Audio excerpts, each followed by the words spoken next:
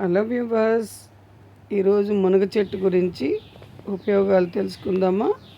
ఇది మా గార్డెన్లో ఉన్న మునగ చెట్టు. మునగ చెట్టు 300 రకాల రోగాలను నయం చేస్తుంది. పూర్వం మన పెరట్లో ఉండేది కదా మునగ చెట్టు. ఇప్పుడు టెర్రస్లో కూడా పెంచుకోవచ్చు ఈజీగా.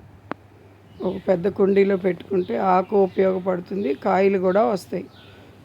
దీనికి పోషణ కూడా చేయాల్సిన అవసరం లేదు. ఇందులో ఐరన్, కాల్షియం, మెగ్నీషియం, జింక్, ఇంకా రకరకాల విటమిన్స్, మినరల్స్ అన్నీ ఉంటాయి. దీంతో చక్కగా పొడులు కొట్టుకోవచ్చు.